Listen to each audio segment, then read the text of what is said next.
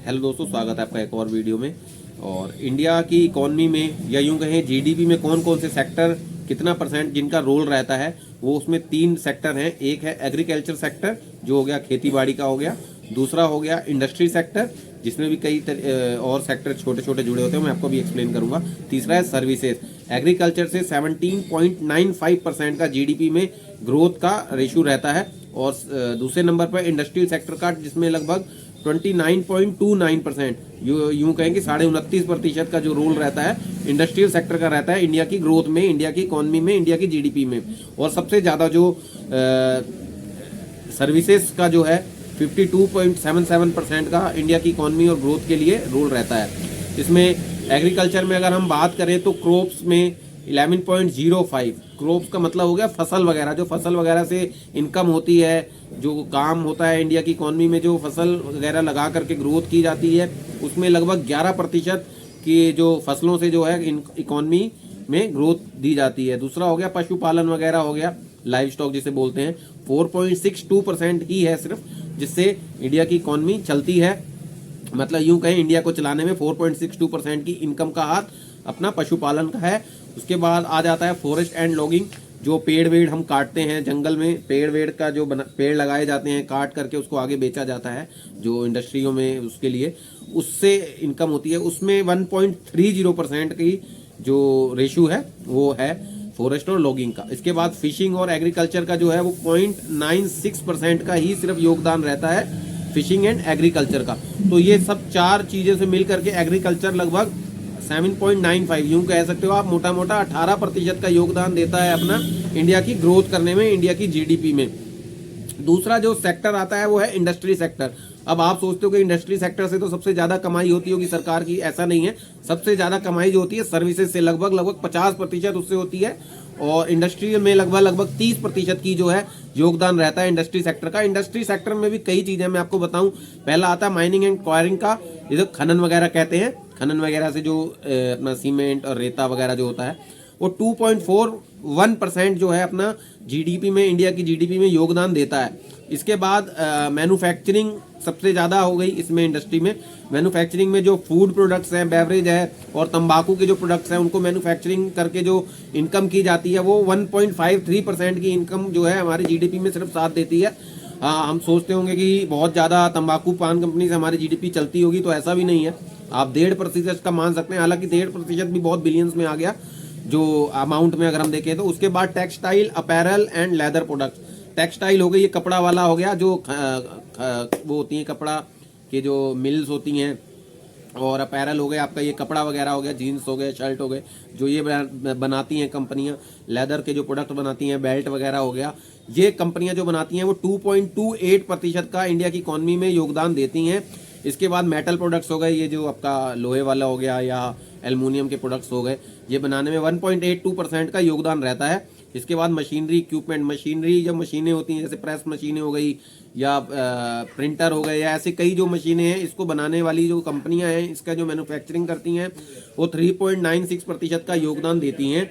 इसके बाद जो दूसरी मैन्युफैक्चरिंग हो गई, इसके अलावा जो और कई तरीके की जो नोटबुक हो गया या कई जो भी हो गया XYZ, वो मैन्युफैक्चरिंग करती हैं, वो लगभग 7.23% का योगदान इंडिया की इकॉनमी में, ग्रोथ में देती हैं। इन सब का अगर हम टोटल करें तो लगभग 30% बनता है। 30% का जो इंडस्ट्री सेक्टर का योगदान रहता है इंडिया इकॉनमी में। और इसके बाद जो मेन है सबसे, लगभग 53% का 52.77% का योगदान जो रहता है सर्विसेज का रहता है। सर्विसेज मतलब किसी को कोई सर्विस प्रोवाइड करना। जैसे इसमें सबसे पहले हम बात कर रहे हैं ट्रेड एंड रिपेयर सर्विसेज की। जो ट्रेड सर्विसेज होती हैं, रिपेयर सर्विसेज होती हैं, इनका लगभग 10.45% का योगदान रहता है इंडिया की इकॉनमी में। इसके बाद होटल एंड रेस्टोरेंट से जो इनकम होती है लगभग 1% की होती है, 1.01। तो आप कह सकते हैं कि 1% की जो कमाई है हमारे देश में, जो इनकम हो रही है, वो होटलों से आ रही है, रेस्टोरेंट से आ रही है। इसके बाद ट्रांसपोर्ट, जो सबसे अच्छा सर्विसेज में माना जाता है, सबसे बड़ा सर्विसेज के में जिसका योगदान होता है वो है ट्रांसपोर्ट सर्विसेज। ट्रांसपोर्ट में रेलवे का 0.77% का योगदान रहता है। ट्रांसपोर्ट का ही तो एक साधन है रेलवे, लेकिन अब हमें सोचता हूँ कि इंडिया की बहुत बड़ी कमाई होती होगी रेलवे से, तो रेलवे से आपको बताएं, वैसे ही हम कई न्यूज़ पढ़ते होंगे रेलवे घाटे में है, तो 0.77% का योगदान इंडिया की इकोनॉमी में रेलवे का रहता है। रोड ट्रांसपोर्ट जो होता है, जैसे जो रोड से ट्रांसपोर्ट का लाना ले जाना होता है, उसमें लगभग 3.14% का योगदान रहता है। वाटर ट्रांसपोर्ट हो गया 0.05%, बहुत कम होता है वाटर ट्रांसपोर्ट। जो वो आपने देखा होगा वाटर के लिए लेके जाने के लिए एक राज्य से दूसरे राज्य से पानी जाता है, तो उससे बहुत कम कमाई होती है, 0.05% है। एयर ट्रांसपोर्ट हो गया, जो आपके फ्लाइट्स वगैरह हो गई, उसका 0.15% है योगदान। अगर 100 रुपये की कमाई हो रही है तो 15 पैसे का काम एयर ट्रांसपोर्ट से आता है। उसके बाद सर्विसेज इंसिडेंटल टू ट्रांसपोर्ट, उसमें 0.75% आता है। स्टोरेज हो गई 0.05%, जो हम कोल्ड स्टोरेज वगैरह बनाते हैं रखते हैं, उसकी जो सर्विसेज होती है देते हैं, उसमें 0.05% का योगदान रहता है इकोनॉमी में, यानी 100 रुपये में 5 पैसे, जो 0.05 पैसे। Communication and services related to broadcasting, जो ये समाचार वगैरह होते हैं जो ब्रॉडकास्ट किए जाते हैं टेलीविज़न पे, इन सब से 1.85% का योगदान आता है सरकार के पास, कह लो, या जीडीपी के लिए, इंडिया को आगे बढ़ाने के लिए इतने प्रतिशत का योगदान करते हैं। फाइनेंशियल सर्विसेज हो गई 5.37%। इसके बाद real estate, ownership of dwelling, professional services जैसे आ गई, किसी के प्रोफेशन से सर्विसेज दी जाती हैं, जैसे एडवोकेट हो गए या अकाउंट्स के हो गए, सीए वगैरह हो गए, ये जो कंसल्टेंट होते हैं, इनकी सर्विसेज से जो इनकम होती है 15.28 मतलब 15.28% का ये हमारी जीडीपी में योगदान देते हैं। इसके बाद आ गया पब्लिक एडमिनिस्ट्रेशन एंड डिफेंस वगैरह जैसे जो इनकम होती है वो 6.21% है। इसके अलावा अदर सर्विसेज हैं, बहुत तरह की सर्विसेज हैं जो प्रोवाइड करी जाती हैं, वो है उसमें सारी आपके आगे जो इनमें मैंने लिस्ट में बताया, उसमें से जो सर्विस छूट गई हो उन सब सर्विसेज में मिला के 7.69% का योगदान रहता है हमारी जीडीपी में, मतलब हमारे सरकार की इनकम या हमारे देश की इतने इनकम वहाँ से लाने में जो आता है।